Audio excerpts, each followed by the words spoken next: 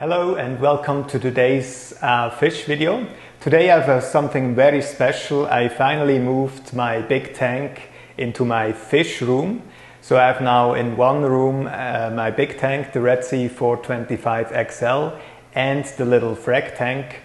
And before I had the big tank in the hallway, because when I was in the evening watching movies or something like this, or I'm just in generally often in the living room, it was just nice to see, at least with the eye on the side a little bit, the tank, and watch what the fish and the corals are doing.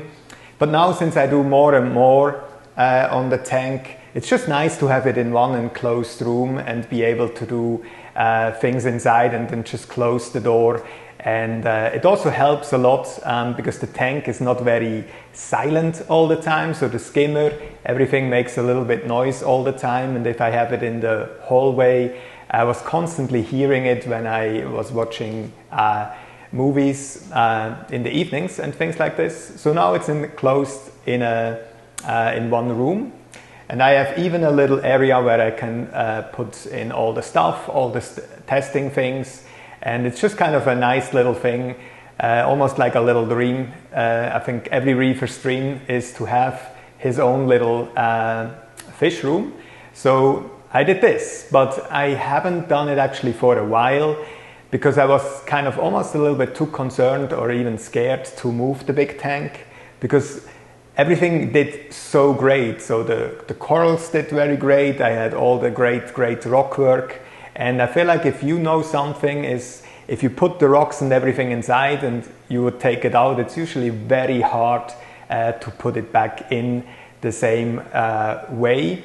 So I actually didn't put it in back the same way because I always wanted to do a little bit something different. But we come a little bit later to that. I'd just like to tell you guys a little bit the transition I made, how I moved the tank, because when I looked up for videos or something like this on YouTube, how to best move a large heavy fish tank, I didn't even really found a lot of things and kind of tips and tricks.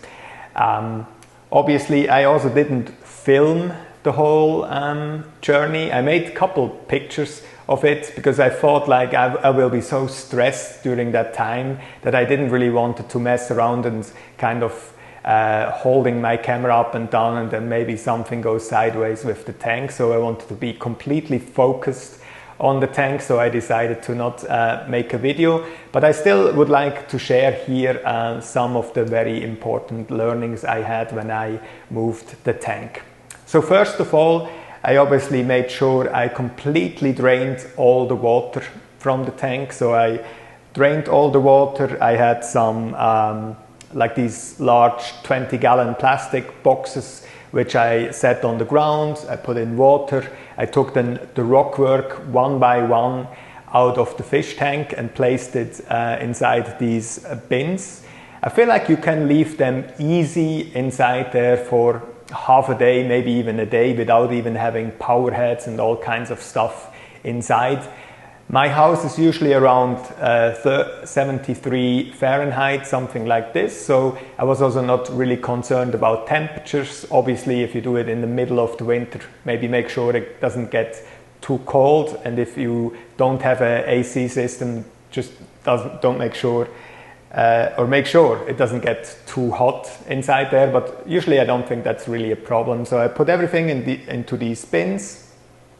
I drained all the water, took out all the fish, as I said, all the rocks, all the corals. What I left inside, because I didn't really want to stir it up too much, was the sand bed. You see here my sand bed is only maybe half an inch to an inch deep. So I didn't really want to mess and stir up the sand and take it out. I also didn't want to remove the sand and put in new sand, because that's also something you could do, or I even saw it's actually recommended when you move the fish tank, especially if you move kind of across the state or to a different house, then obviously most likely you cannot leave the sand inside. Then sometimes it's better to start over and put in new sand instead of stirring everything up.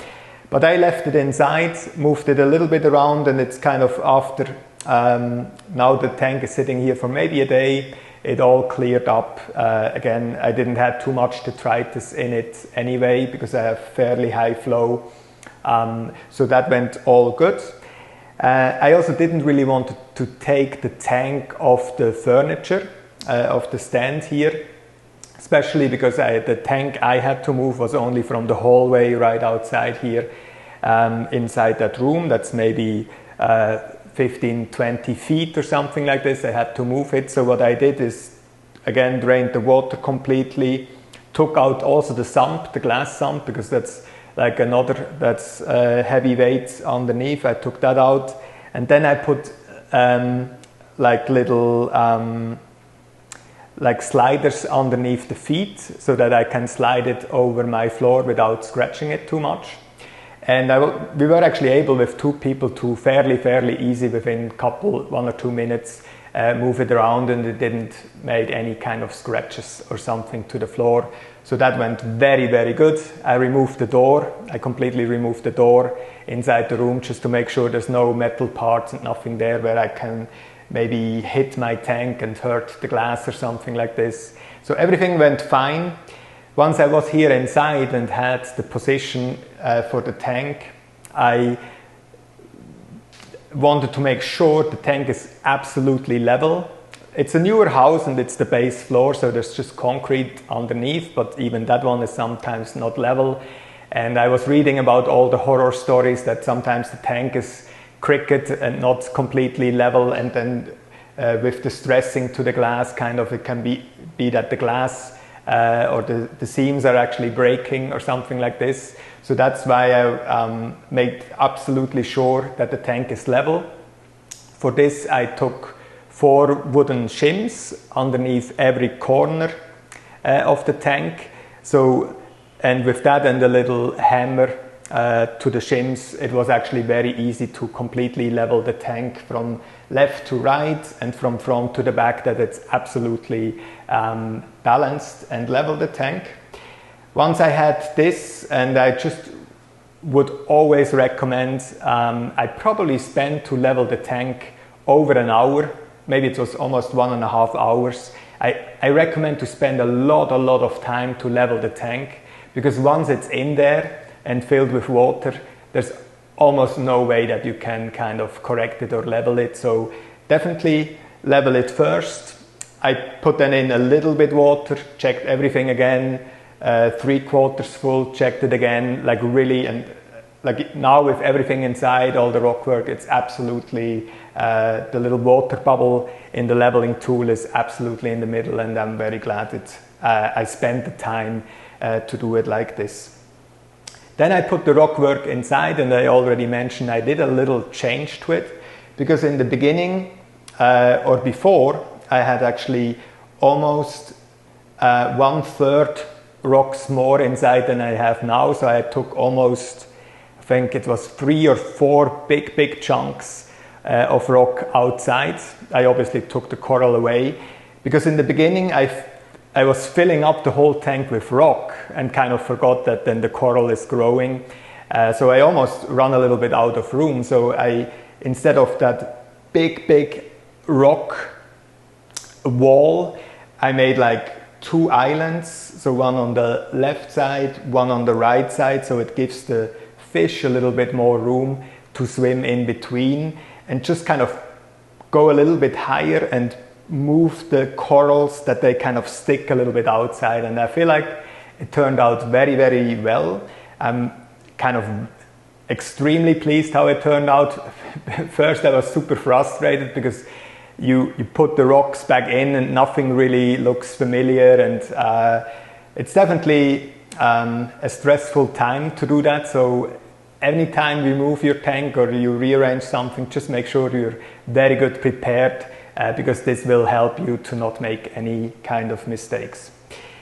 Again, I feel like the key to success for me was really take the time in advance to plan everything out, drain it completely, don't even go the risk of kind of just half empty, or even you try to move it around completely filled or something like this. It took me maybe almost, I would say, 10 hours completely 10 hours just to move the tank from one end of my house to the other end. That's fairly a lot of time, but I just didn't really want to stress it out and kind of break something. So yeah, that's kind of how I experienced the whole thing. If you kind of have other recommendations to other people, so if they maybe watch that video, put it down in the comments. What are you 2 or 3 top recommendations to move a tank? I'm just glad I have it done now, and I have like both tanks side by side. And I see you in the next video.